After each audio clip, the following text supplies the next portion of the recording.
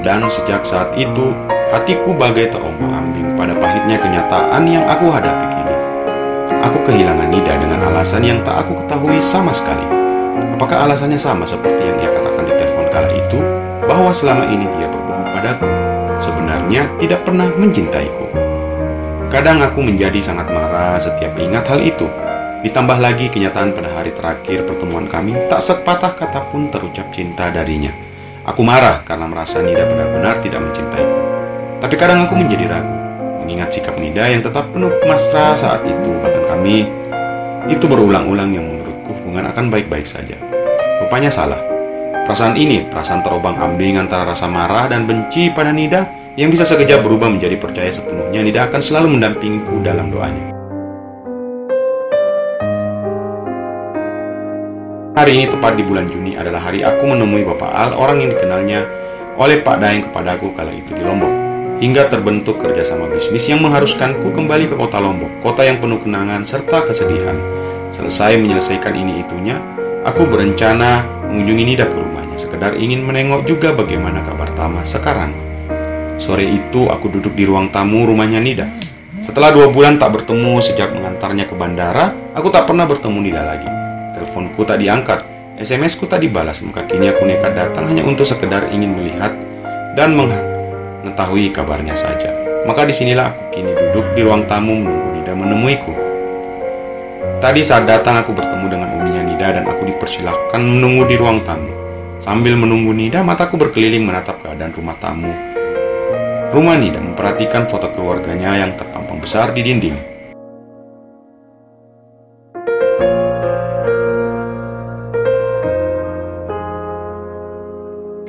Assalamualaikum kak, aku menoleh pada suara salam itu sambil tersenyum. Ya Tuhan, aku sangat merindukan suara itu. Suara Nida, Waalaikumsalam. Waalaikumsalam. Namun aku terkejut tengah mati saat menatap si pemilik suara itu. Aku terkejut dan menatap tak percaya ke arahnya, yang saat ini sudah berada di ruang tamu menemuiku, berdiri sambil wajahnya tertunduk dan tidak menatapku. Nida yang sangat aku cintai.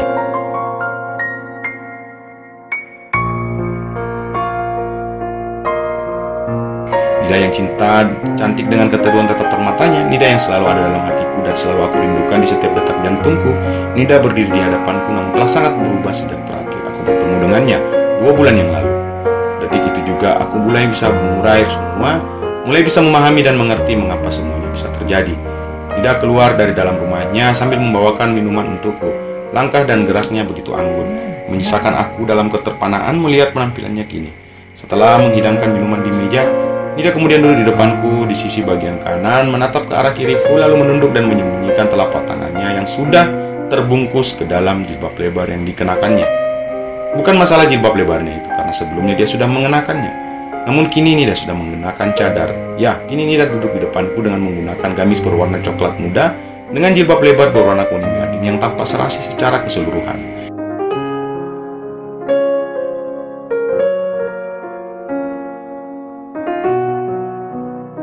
Cadar.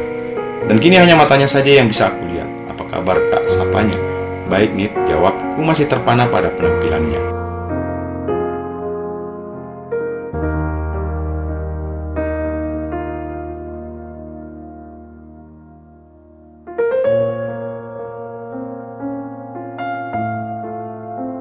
Nida sekarang benar-benar sudah tertutup sepenuhnya. Sejak kapan? Tanyaku. Nida hanya menoleh sedikit tanpa menatap mataku, tetap dalam keadaan tertunduk. Sudah hampir 2 bulan ini, jawabnya. Gak lama dari terakhir kita ketemu dong. Iya, sehari setelah tiba di Lombok, Nida memutuskan melakukan semua ini. Sejujurnya aku kini bingung mau bicara apa padanya, apalagi melihat sikapnya yang selalu menunduk sejak tadi. Nid, apa anak-anak baik? Alhamdulillah kak. Mau ketemu Tama?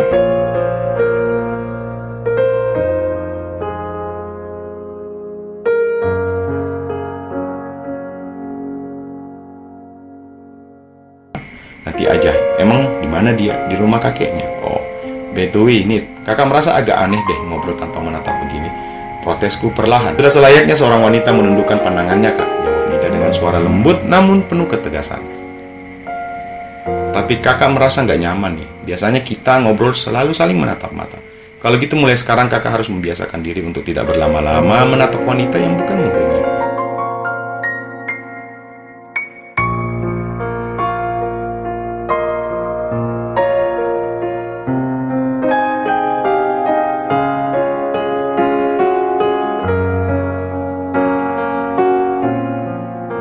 Astaga, ini sih kelewatan nih. Aku punya banyak teman yang sudah mengenakan hijab serta bercadar, tapi nggak ada yang begitu keras sepertinya. Aku benar-benar merasa nggak nyaman lagi. Aku benar-benar kesal karena suasana yang terjadi saat ini sangat jauh dari harapan. Nida mungkin menyadari perubahan raut wajahku, kemudian dia menoleh lagi ke arahku, namun tetap tidak menatap mataku. Rasanya benar-benar janggal. Ini adalah keputusan yang Nida sudah pikirkan dengan masak-masak. Saat mengambil keputusan untuk menutup diri, Nida sudah siap dengan segala konsekuensinya, kata Nida dengan lembut kepadaku.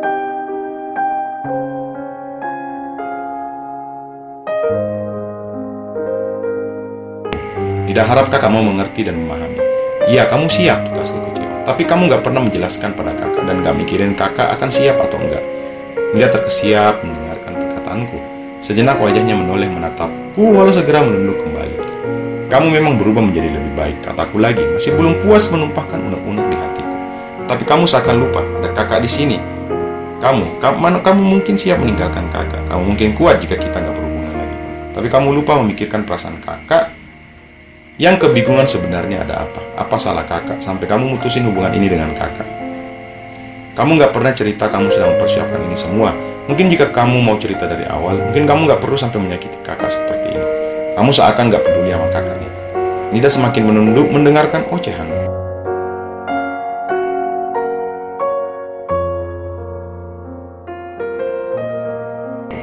Kini tampak Nida mulai kebingungan, seakan ada yang baru terpikirkan olehnya setelah selama ini terlupa, dan itu mungkin membuatnya merasa bersalah.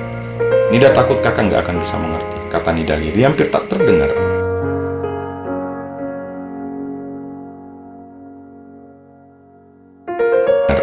Kamu jahat sekali nih. Pertama kamu sudah nggak jujur cerita sama kakak, lalu kamu juga membohongi kakak dan nggak mau berbagi apa yang kamu rasakan pada kakak. Sekarang kamu malah menuduh kakak nggak akan pernah bisa mengerti kamu.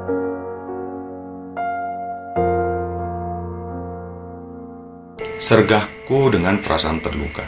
Kamu benar-benar tega ya, Nid, desisku marah. Kakak sungguh gak nyangka kamu tega mengorbankan kakak. Sekarang kamu sudah jelas kamu meninggalkan kakak karena kamu ingin bagus sendiri. Kamu ingin menjadi baik sendiri. Kamu sebenarnya gak peduli sama kakak kan? Bukan begitu, Kak. Nida cepat.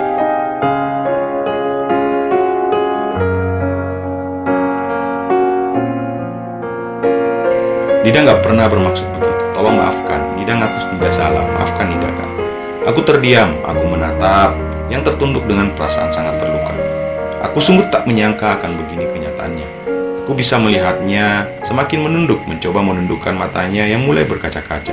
Seandainya Nida mau cerita dari awal tentang rencananya ini, kakak yakin akan mendukung Nida dengan penuh. Nida juga nggak sampai harus mutusin kakak dengan bilang Nida nggak pernah mencintai kakak. Mungkin kakak yang akan mundur agar bisa sepenuhnya mendukung keputusanmu untuk menutup diri bercadar.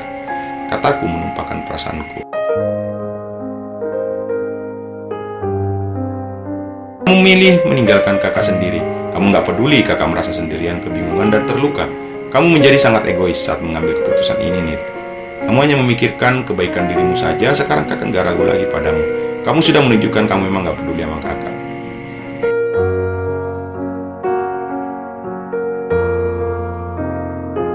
Tukasku keras. Kamu sangat menyakitiku. Tangis Nida pecah. Dia sesungguhkan sambil menatapku nanar. Maafkan Nida, Kak. Nida yang salah.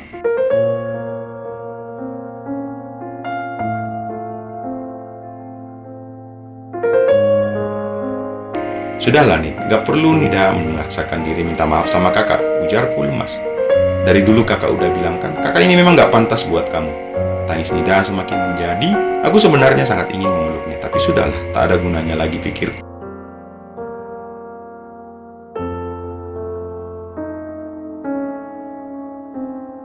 Kak permisi pulang ya, Nid, kataku sambil berdiri. Nida menatapku dengan air mata berlinang seakan dia tak ingin aku pergi sekarang. Jangan, Kak, pintanya kepadaku. Jangan pulang dulu, Nida mohon, Kak. Mau memaafkan Nida. Nida yang salah gak berpikir sejauh itu. Maafkan Nida sudah menjadi bagian egois pada kakak. Aku menatapnya dalam-dalam. Aku ingin Nida merasakan betapa kecewanya aku pada perlakuannya padaku. Aku ingin menyampaikan seharusnya Nida tak perlu meremehkan aku serendah itu. menganggap aku tak akan pernah mampu mengerti sehingga tidak mau mendiskusikan apapun padaku. Aku sangat ingin Nida tahu bahwa aku sangat kecewa kepadanya.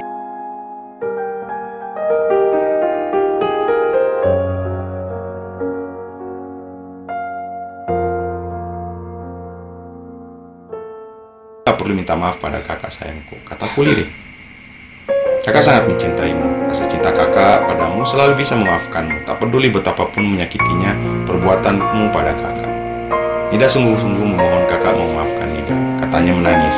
Sudahlah, gak usah pikirkan, kakak gak marah kok. Ya sedikit sih, cuma nanti pasti kakak akan baik-baik saja. Nida mengambil sebuah buku kecil berwarna biru muda dari rak di bawah meja tamu dan menyerahkannya padaku. Aku menerima buku itu berjudul Manajemen Cinta. Dengan hiasan kaligrafi tulisan Arab di sampulnya, aku buka halaman pertama buku itu. Di sana tertulis namanya dengan tinta biru. Bacalah buku ini, Kak, agar kakak bisa memahami apa yang terjadi pada Nida dan mau memaafkan Nida.